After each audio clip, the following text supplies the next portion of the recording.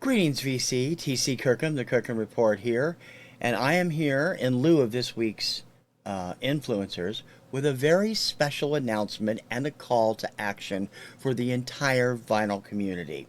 And not just the vinyl community, but the vintage community and anyone else who wants to take part, because I have something very special going on that I think everybody is going to want to be a part of. First off, let me explain exactly what started me thinking about this stuff. One thing was a couple of things I've written for the site over the years. The other was an old place I used to work. Let me show you my shirt.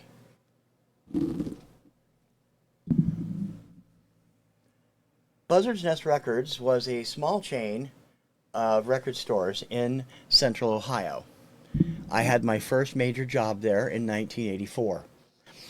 They were around close to 20 years, if not slightly more. I think they finally went under in late 1990s, completely under.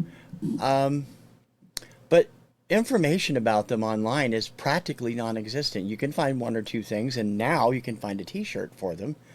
I never had a t-shirt like this when I worked there. And it got me to thinking about a few things.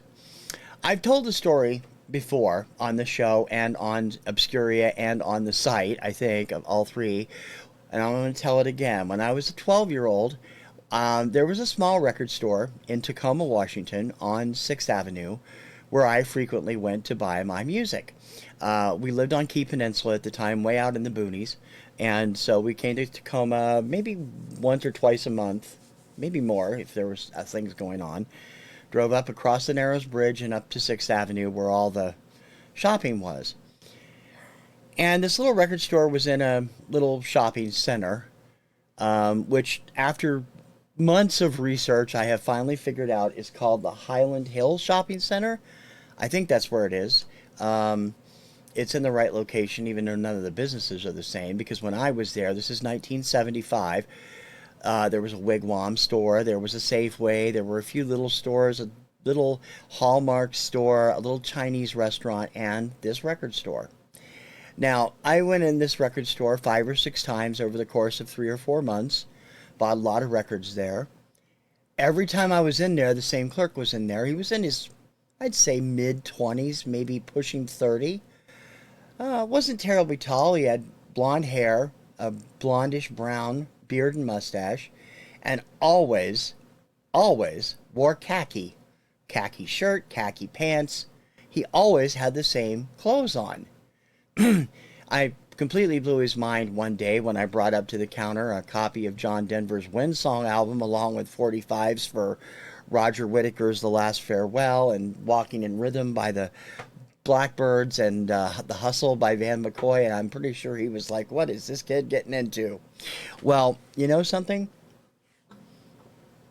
It has been bothering me since I started my site back in late 90s that I cannot for the life of me remember what the name of this store was.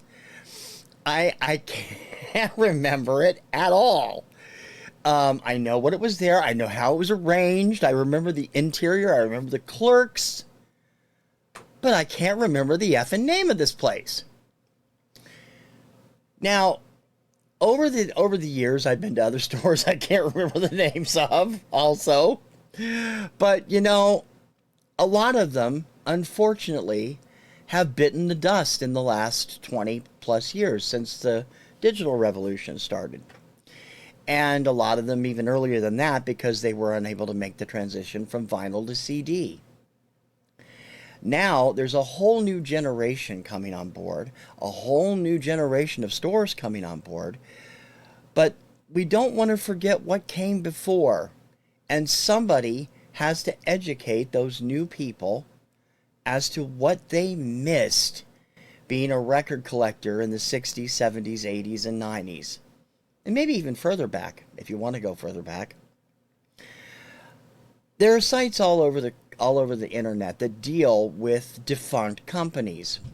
There's deadmalls.com, which talks about dead malls. There's Label Scar, which talks about buildings that have had signs removed. There's Gross Etc., which is all about grocery stores. And there's a few general ones that talk about mall stores or whatever. But there's nothing to remember the music retailer by. Nothing.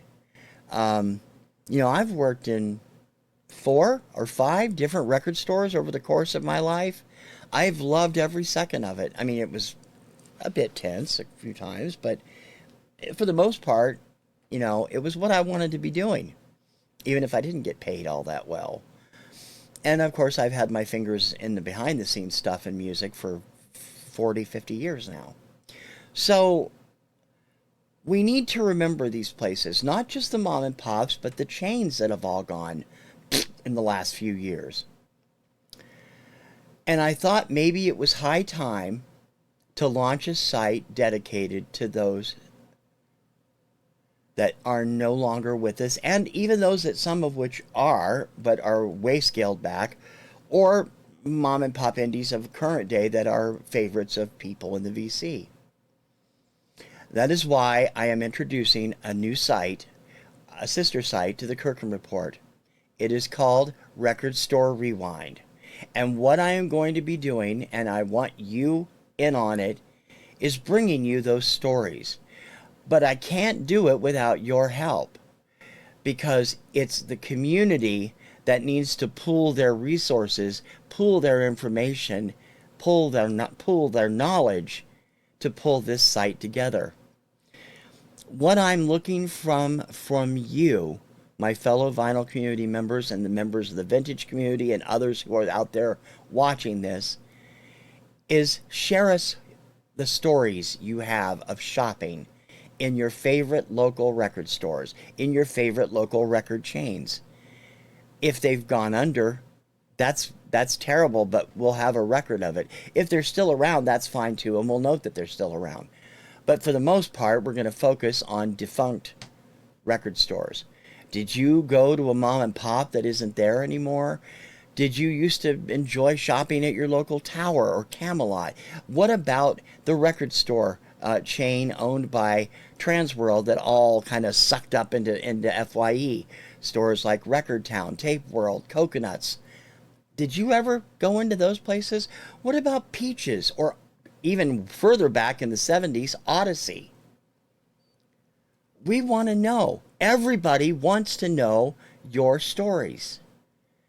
And what I'm asking you to do is to think about those shopping trips and let me know about them. Just write up what you have, what little knowledge or extensive knowledge, it doesn't matter which, but let me know what the name of the store was, where it was located, what city it was in. And if you've got information on it, what kind of stuff they sold. Did they sell just records, or did they, sell, posters and equipment and head shop stuff? I want to know all that, and so will other members of the VC. This is going to be a true crowdsourced effort, because I can't do it alone. I can give you what I know, but I think all of you have plenty to contribute to something like this, and that is why I am launching this site. Now, it isn't up in its full form yet. You can go to recordstorerewind.com and read my introductory article, and I'm going to be reposting some other articles I've written over the last few years for the Kirkham Report and our previous site of this nature, Planet Bibliomusica, over the next couple of weeks, and then I will start adding new stuff probably after Eurovision is over on May 14th. Then the site will really get going. You can leave information in the comments section of this video. I'm not going to have a comment section on that website yet, but you can email me. My address is tc@pnrnetworks.com. You can send that to me however you want to. You can ramble.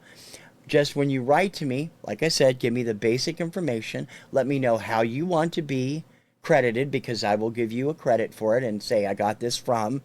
And even better, if you've got pictures from the place, let me know ahead of time and we'll make arrangements for me to get copies of them. I really think the internet needs this. stuff about record stores that aren't out there anymore. And there are a lot of mom and pops that I went to once I got in, became an adult after I turned 18 that aren't there anymore. And damn it, it's time to remember them. And maybe someday, somewhere, somebody will be able to tell me the name of that record store at the Highland Hill Shopping Center in Tacoma, Washington, so I can actually fill in that gap, because that's an important gap to me, and I really want to know the name of that place. This isn't limited to the US.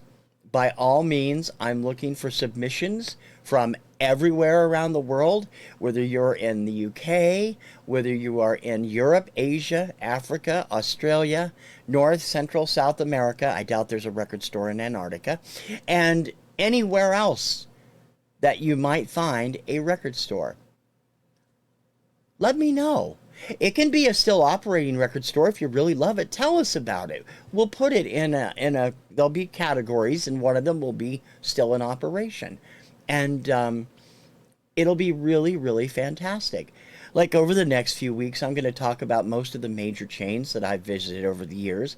There's some mom and pops I've been to, both in Washington, Ohio, and Boston, that I've frequented when I was younger and up through now. And I'm going to be bringing all those to you as well. And I want to make this a central repository for your knowledge about record stores. Let's bring this knowledge to the new generation of vinyl champions out there. Thanks for the term, Adam. And let's help them really find out the history of how great it was to shop in a record store, both back then and now. This is going to be an exciting thing for me, and I'm calling on everybody I know in the VC to please participate. I'm asking my friends in the VC to make sure their friends see this if they don't subscribe to me already. I definitely want them to come on board. I don't know how many video pieces we'll do with this, but if you want to do a video about it, I'd be happy to post it on TKR Video Central, or link to it if you want to post it on your own site. And I think it'll be immensely rewarding for everyone in the VC to see just how much it meant to us, how much it means to us to be able to have that physical connection. Now, I'm a digital person too, and there are those out there who are. But this is your chance. You can leave a comment. You can send me an email, tc@pnrnetworks.com. If you try that and it doesn't work, leave me a comment and say it didn't work, and I will find a way to get in touch with you with a different email address. And we will start putting this together. There have been hundreds, if not thousands, of record stores in this country alone since the 1940s. And when you bring in the rest of the world, you're looking at tens, thousands of them, I'm sure. I mean, that's what Record Store Day is all about. Another thing that helped trigger this into me. By the way, just for the record, contributions need to be in English. I do not speak Spanish, French, Portuguese, or anything else. It doesn't have to be perfect English. If it's a second language for you, that's fine. But I still want to know what your experiences are and why you shopped where you shopped. Once again, the name of the store, where it's located, if you have an exact address or a rough address, the city it's in, country it's in if it's outside the U.S., and what they carried, how the staff was, were they good, were they bad, was it a specialty store, did they specialize in all rock music or all punk music or all country music. We're going to have a lot of fun doing this, and you don't have to worry about doing the bulk of the work. I'm going to take that on myself. I really hope that everybody will get behind this movement and help me make recordstorerewind.com the place to go when we're talking nostalgia about record stores. I think it's going to be a lot of fun, and I will talk more about working for Buzzard's Nest Records on this Saturday's edition of the Kirkham Report. Thank you for your time. Thank you for listening.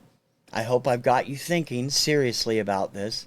And as I said, please spread the word. Any record fan you know, they don't have to be online, they don't have to be a member of the VC, they don't have to be a YouTuber. I'm looking for the memories of everybody, and I know they have them. So please, let's make this memory come together as a collective memory for everyone. I'll see you soon again. Until next time, I hope to hear from you. I'm TC Kirkham, the Kirkham Report. Ciao, baby.